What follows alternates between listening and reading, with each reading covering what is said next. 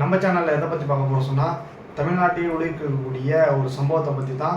அண்ணா யூனிவர்சிட்டியில் ஒரு மாணவியை 2 பேர் சேர்ந்து பாலியல் வன்புணர்வு செஞ்சுருக்காங்க. அதை பற்றி தான் நம்ம வீடியோவில் ஃபுல்லாக பார்க்க போகிறோம். நம்ம சேனலை சப்ஸ்கிரைப் பண்ணால் பார்த்துட்டுன்னு சொன்னால் சப்ஸ்கிரைப் பண்ணி பாருங்கள். உங்கள் ஃப்ரெண்ட்ஸ் அண்ட் ஃபேமிலிக்கு இந்த வீடியோ ஷேர் பண்ணி விடுங்க. சென்னை கிண்டியில் இருக்கக்கூடிய அண்ணா பல்கலைக்கழகத்தில் மாணவியும் அவருடைய நண்பரும் 8 மணிக்கு அந்த கேம்பஸ்குள்ளார உட்காந்து பேசிகிட்டு இருக்கும்போது யாருன்னே தெரியாத 2 நபர்கள் போயிட்டு அந்த கூட இருந்த அந்த பையனை ஆண் நண்பரை அடித்து கொலைவெறி தாக்குதல் நடத்தி அவரை அடித்து ஓட விட்டுட்டு அந்த பெண்ணை மட்டும் அந்த இடத்துலையே 2 பேர் பாலியல் வன்புணர்வு செஞ்சுருக்காங்க. இது அந்த பெண்ணு தைரியமாக போயிட்டு மறுநாள் காலையில் கோட்டூர்புரம் போலீஸ் ஸ்டேஷனில் கம்ப்ளைண்ட் பண்ணியிருக்கு. கம்ப்ளைண்ட் பண்ணதுக்கப்புறமும் எந்த ஒரு நடவடிக்கையும் இல்லாமல் பொறுமையாக போயிட்டுருக்க வேலையில் இந்த விஷயம் மாணவர்கள் தெரிஞ்சு மாணவர்கள் மிகப்பெரிய ஒரு போராட்டத்தை அண்ணா யூனிவர்சிட்டி முன்னாடி எடுக்கிறாங்க. அதுக்கப்புறம் தான் அந்த சம்பவத்தில் குற்ற செயலில் ஈடுபட்டவனை ஒருத்தனை காவல்துறை பிடிக்குது. அதில் ஞானசேகரன் சொல்லி ஒரு அயோக்கியம் பிடிக்குது. அந்த அயோக்கியம் தள்ளு வண்டியில் பிரியாணி கடை போடுறானா. அந்த அயோக்கியனை பிடிக்குது. இன்னொருத்தவனை இன்னும் காவல்துறை பிடிக்கலை. இதுக்கிடையில் மாணவர்களுடைய போராட்டம் தற்காலிகமாக நிப்பாட்டியிருக்காங்க காவல்துறையினுடைய பேச்சை கேட்டு. காவல்துறை இன்னொருத்தனை சீக்கிரம் பிடிச்சிருந்துருக்காங்க. எதனால் இந்த கல்லூரி நிர்வாகமும் ஏன் கம்ப்ளைண்ட் கொடுக்கலன்றது முதல் கேள்வியாக இன்றைக்கி இருக்குது. இதுக்கு மத்தியில் அமைச்சர்கள் எல்லாரும் செய்தியாளரை சந்தித்து பல்வேறு விளக்கங்களை கொடுத்தாங்க. ஆனால் முதல்ல இந்த வழக்கில் இந்த விஷயத்தை பொறுத்தளவில் கல்லூரி நிர்வாகம் தான் கம்ப்ளைண்ட் பண்ணியிருக்கணும். கல்லூரி நிர்வாகத்துக்கு தெரியாமல் நடந்திருக்காது. நேற்று அவ்வளோ பெரிய சம்பவம் நடந்திருக்கு. அங்கே வாட்ச்மேன் செக்யூரிட்டிலாம் இருந்திருப்பாங்க. கண்டிப்பாக ஒரு பதட்டமான சூழ்நிலை நேற்று இருந்திருக்கும். ஏன் நேற்றே கல்லூரி நிர்வாகத்துக்கு காவல்துறைக்கு புகார் கொடுக்க சொல்லலை. இந்த ஞானசேகரன் சொல்லக்கூடிய இந்த அயோக்கியன் டிஎம்கேனுடைய இன்னைக்கு துணை முதலமைச்சராக இருக்கக்கூடிய உதயநிதி ஸ்டாலின் அவர்களோட புகைப்படம் எடுத்த ஃபோட்டோ இன்னைக்கு சோஷியல் மீடியா ட்ரெண்ட் ஆகிட்டு இருக்கு. சீனியர் மினிஸ்டராக இருக்கக்கூடிய மா சுப்பிரமணியம் அவர்களுடைய புகைப்படம் எடுத்திருக்காரு.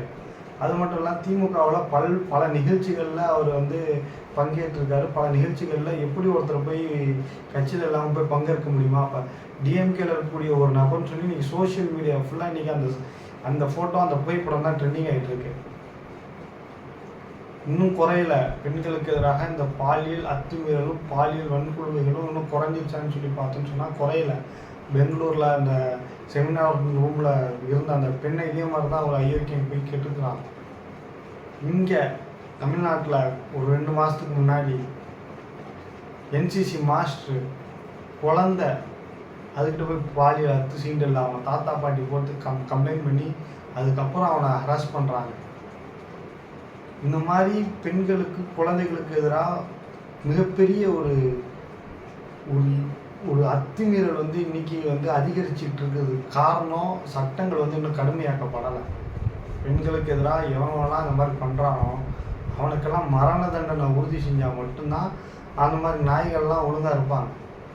ஏன்னு சொன்னால் இந்த ஞானசேகரன்ற சொல்லக்கூடிய இந்த அயோக்கியன் மேலே வேர்க்கனையே கொலை முயற்சி, திருட்டு, இந்த மாதிரி பாலியல் அத்துமீறல் பாலியல் வன்புணர்வு செஞ்ச இந்த வழக்கெல்லாம் உள்ளே இருந்திருக்கான்.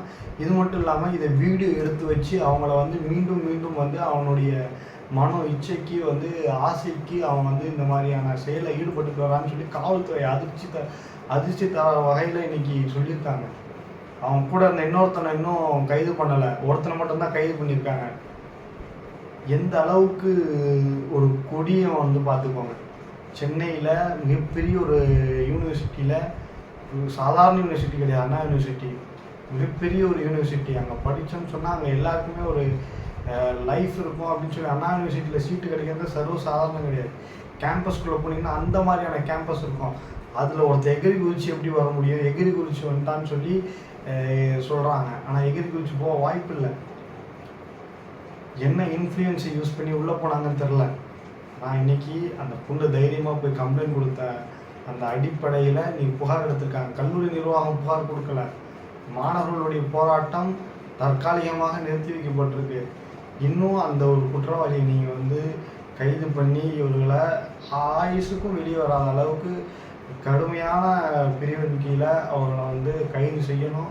இந்த மாதிரியான வெறி நாய்கள் ரோட்லேயே சுற்றக்கூடாதுன்றது தான் நம்மளுடைய நோக்கம் இந்த மாதிரியான வீடியோக்கள் இன்னும் நிறைய உங்களுக்கு என்ன மாதிரியான கண்டென்ட்டில் வீடியோக்கள் போடணும் உங்களுக்கு தோணுதோ அதை வந்து நம்மளுடைய கமெண்ட் பாக்ஸில் நீங்கள் வந்து சொல்லுங்கள்.